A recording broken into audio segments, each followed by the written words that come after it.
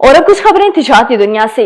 वफाकी वज़ीर तिजारत शाम कमाल खान की general authority of foreign trade के डिप्टी गवर्नर अब्दाल अजीज अल सकरान से मुलाकात हुई। मुलाकात में तिजारती और सरमायाकारी ताउन को मजीद फरोग देने के अज़्म का इयादा किया गया।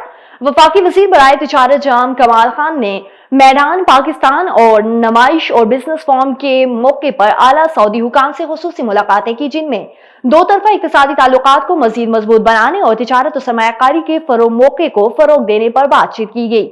और पाकिस्तान स्टॉक मार्केट में आज मुस्बत रुझान देखने में आ रहा है। मार्केट में 100 इंडेक्स 1,10,000 पॉइंट से मुतजाविज कर गया। कारोबारी हफ्ते के आखिरी रोज कारोबार का आगाज मुस्बत जोन में रहा। पाकिस्तान स्टॉक एक्सचेंज का 100 इंडेक्स 111 पॉइंट इजाफे के साथ 1,10,413 पॉइंट्स की सतह पर ट्रेड कर रहा है।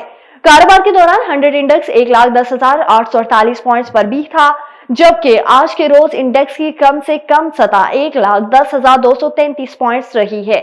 याद रहे कि गुज़श्ता रोज पाकिस्तान स्टॉक मार्केट में शदीद मंदी देखने को मिली और 100 इंडेक्स में 1,634 पॉइंट्स की सतह पर कमी हुई है, जिसके बाद 100 इंडेक्स 1,10,301 पॉइंट्स की सतह पर बंद हुआ था।